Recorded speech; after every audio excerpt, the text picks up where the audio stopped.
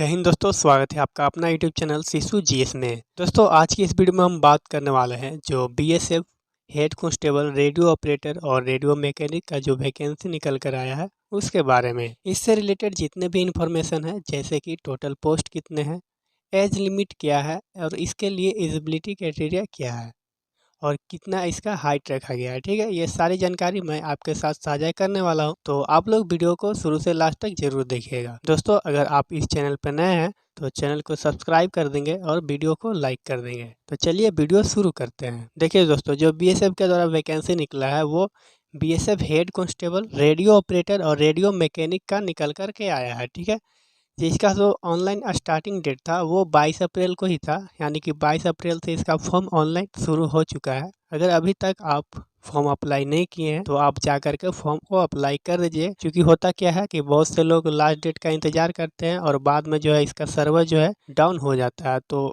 आप form fill करने में कोई आपको दिक्कत ना हो, इसलिए आप शुरुआती में ही 2 या 4 दिन में आप फॉर्म को फिल कर लीजिए। ठीक है, इसका जो लास्ट डेट रखा गया है ऑनलाइन के लिए वो 12 मई रखा गया है। ठीक है, अब हम लोग बात कर लेते हैं कि इसमें जो टोटल पोस्ट है वो कितने हैं। तो आप लोग देख सकते हैं दोस्तों, यहाँ पे जो हेड कांस्टेबल रेडियो ऑपरेटर है उसके लिए टोटल 217 पोस्ट है, जिसमें से कुछ डिपार्टमेंटल पोस्ट भी रिजर्व है। और जो ओपन भर्ती है वो जनरल के लिए 83 पोस्ट है, ईडब्ल्यूएस के 0 और ओबीसी का 10 पोस्ट, एससी का 9 पोस्ट और एसटी का 37 पोस्ट। ठीक है, आप यहाँ पे देख पा रहे होंगे। अगर हेड कांस्टेबल रेडियो मैकेनिक का बात करें तो टोटल पोस्ट है दोस्तों 30। ठीक है, चलिए अब हम लोग बात करेंगे कि इसका जो एलिजिबिलिटी क्राइटेरिया है वो क्या है। ठीक है, सबसे पहले हम लोग देखेंगे कि जो इसके लिए एजुकेशन क्वालिफिकेशन है वो क्या रखा गया है। ठीक है, सिंपली दोस्तों अगर आप 12th पास है और 12th में आपका फिजिक्स केमिस्ट्री मैथ्स है और जो आपका टोटल ओवरऑल परसेंटेज 60% है तो आप इसके लिए एलिजिबल हैं। ठीक है, साथ ही अगर आप 10th पास है और आईटीआई किए हैं तो फिर भी आप इस फॉर्म को आप भर पाएंगे। ठीक है, या तो आपको 12th पास होना चाहिए पीसीएम के साथ विथ 60% मार्क्स, या फिर आप 10th पास हो और आपके पास आईटीआई का सर्टिफिकेट हो। ठीक है, तो आप इसके लिए एलिजिबल हैं। ठीक है, चलिए अब हम लोग देख लेते हैं कि जो इसका जो एज लिमिट रखा गया है वो कितना रखा गया है। ठीक है, तो सबसे पहले हम लोग बात करेंगे यूआर यानी कि अनरिजर्व कैटेगरी का। तो आप लोग देख पा रहे होंगे जो 18 से 25 वर्ष रखा गया है। ठीक है, अगर आप ओबीसी से बिलोंग करते हैं तो 18 से 28 साल, अगर एससी एसटी से बिलोंग करते हैं तो 18 से 30 वर्ष रखा गया है। ठीक है, जैसे कि आप लोग पता है कि जैसे आप देख पा रहे होंगे जो अगर शेड्यूल कास्ट या शेड्यूल ट्राइब यानी कि एससी और एसटी से बिलोंग करते हैं तो आपको 5 साल का छूट दिया गया है, और अदर बैकवर्ड कास्ट यानी कि ओबीसी से बिलोंग करते हैं तो 3 वर्ष का छूट दिया गया है। ठीक है, एक्स सर्विसमैन के लिए यहाँ पे अगर आप यूआर से हैं तो 3 वर्ष का छूट दिया गया है, और ओबीसी से हैं तो 6 वर्ष का, और एससी एसटी से हैं तो 8 वर्ष का यहाँ पे छूट दिया गया है। ठीक है, फिजिकल स्टैंडर्ड क्या चाहिए, तो सबसे पहले आपका जो हाइट है मेल के लिए वो 168 सेंटीमीटर होना चाहिए, और अगर आप फीमेल हैं तो 157 सेंटीमीटर होना चाहिए। ठीक है, यानी कि अगर आप मेल कैंडिडेट है तो 168 सेंटीमीटर और फीमेल है तो 157 सेंटीमीटर का आपका हाइट होना चाहिए। ठीक है, अगर आप गोरखा या फिर नॉर्थ ईस्ट जो स्टेट है उससे बिलोंग करते हैं तो आपको हाइट में छूट दी जाएगी, जो कि 3 सेंटीमीटर का हाइट में छूट मिलेगा, यानी कि आपका जो हाइट है वो 165 सेंटीमीटर लगने वाला है यहाँ पे। साथ ही अगर आप एससी एसटी कैंडिडेट है और हिल एरिया से जैसे कि नॉर्थ ईस्ट स्टेट से बिलोंग करते हैं तो आपका जो हाइट है वो 162.5 सेंटीमीटर लगने वाला है। ठीक है, और फीमेल के लिए 154 सेंटीमीटर। जो चेस्ट इसमें लगने वाला दोस्तों वो 80 सेंटीमीटर से 85 सेंटीमीटर। ठीक है, यानी कि नॉर्मल जो चेस्ट होता है वो 80 सेंटीमीटर होना चाहिए और फुलाकर 85 सेंटीमीटर होना चाहिए। ठीक है, वेट आपका जो वेट और हाइट का जो रेशियो होता है उसके मुताबिक आपका होना चाहिए। ठीक है, चलिए अब हम लोग इसका देख लेते हैं जो मोड ऑफ सिलेक्शन यानी कि सिलेक्शन प्रोसीजर क्या इसका रहने वाला है। आपका जो सिलेक्शन प्रोसेस होगा वो 3 फेज में होगा। ठीक है, जिसमें फर्स्ट फेज में आपका रिटन एग्ज़ाम होने वाला है जो कि ओएमआर सीट पे आपका होगा, जिसमें एमसीक्यू टाइप क्वेश्चन पूछे जाएंगे जो कि 2 घंटा का समय दिया जाएगा, और 100 क्वेश्चन रहेंगे जो कि 200 मार्क का रहेगा। ठीक है, इसका सिलेबस आप लोग यहाँ पे देख पा रहे होंगे।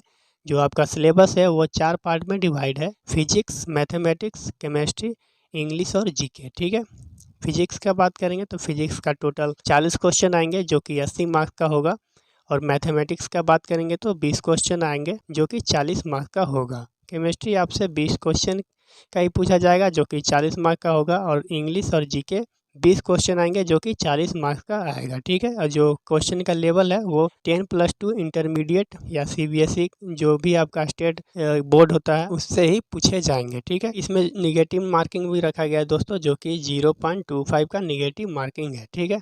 यहाँ पे आप लोग देख पा रहे होंगे दोस्तों, इसका जो क्वालिफाइंग मार्क्स है वो अगर OMR बेस्ड रिटन एग्जाम का, वो अगर आप जनरल और OBC से हैं तो 38% यानी कि 38% आपको लाना है। अगर आप SC/ST कैंडिडेट है तो आपको 33% लाना है, ठीक है। इसका जो मेरिट लगेगा वो इससे ज़्यादा ही लगने वाला है। जो सेकंड फेज है दोस्तों वो आपका PST PET का डॉक्यूमेंटेशन होने वाला है। तो सबसे पहले हम लोग देख लेते हैं जो फिजिकल स्टैंडर्ड टेस्ट यानी कि PST और PET में आपको क्या करना पड़ेगा, ठीक है। PST में आपका सिंपली हाइट मेज़र किया जाएगा, जो कि हाइट यहाँ पे जनरल का 168 सेंटीमीटर है, और आपका जो वेट है और चेस्ट है वो मेज़र किया जाएगा, ठीक है। यहाँ पे रनिंग भी आपका करना होगा, फिजिकल इफिशियंसी टेस्ट में आपको रनिंग भी करना होगा, यानी कि जो आपका रनिंग करना है वो 1.6 किलोमीटर जो कि 6.5 मिनट में करना है, और फीमेल कैंडिडेट के लिए 800 मीटर जो कि 4 मिनट में करना है, ठीक है।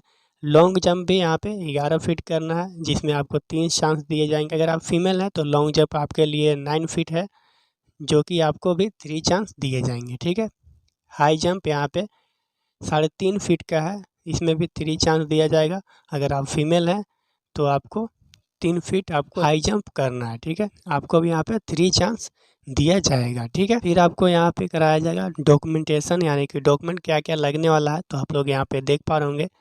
Photo, identity card, education certificate, ITI certificate, birth certificate, जो कि मैट्रिकुलेशन का जो मार्कशीट होता है वही यहाँ पे लगने वाला है, ठीक है। EWS लगने वाला है अगर आप EWS कैंडिडेट है तो, और OBC यानी कि OBC सर्टिफिकेट जो कि सेंट्रल लेवल का लगेगा, ठीक है। तो आप लोग सेंट्रल लेवल से OBC बनवा लीजिएगा, ठीक है। बाकी जितने भी डॉक्यूमेंट्स हैं आप यहाँ पे और नोटिफिकेशन में देख पा रहे होंगे। उसके बाद आपसे एक डिक्टेशन टेस्ट कराया जाएगा, जो कि सिर्फ head constable radio operator candidate के लिए है, ठीक है।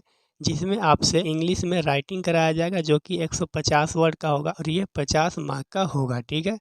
और साथ ही आपका एक पैराग्राफ रीडिंग टेस्ट होगा, जो कि सिर्फ क्वालिफाइंग नेचर का है, इसमें सिर्फ क्वालिफाई करना है, ठीक है।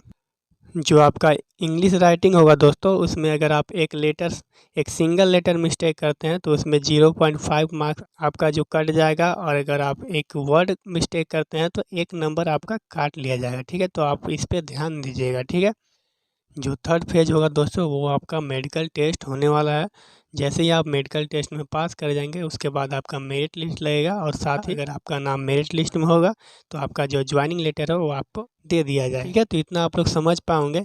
साथ ही दोस्तों अगर आप इस फॉर्म को फिल करना चाहते हैं तो इससे रिलेटेड एक वीडियो मैं बना दूंगा, और इसी चैनल पे आपको मिल जाएगा, ठीक है। कि उसमें क्या क्या फ़ोटो सिग्नेचर कैसा अपलोड करना है, और कितना KB का होना चाहिए, ठीक है, और किस तरह से फॉर्म को फिल करना है, वो सारा चीज़ डिटेल उस वीडियो में रहेगा। तो आप लोग उस वीडियो का ज़रूर देखिएगा, ठीक है। 1 या 2 दिन के बाद ही वो वीडियो आपको मिल जाएगा, ठीक है। दोस्तों अगर आपको ये वीडियो अच्छा लगा होगा तो वीडियो को लाइक कर देंगे और ज़्यादा से ज़्यादा लोगों में शेयर करेंगे, ठीक है, ताकि और लोग हमसे जुड़ सकें। तो मिलते हैं फिर नेक्स्ट वीडियो में, तब तक के लिए धन्यवाद। जय हिंद।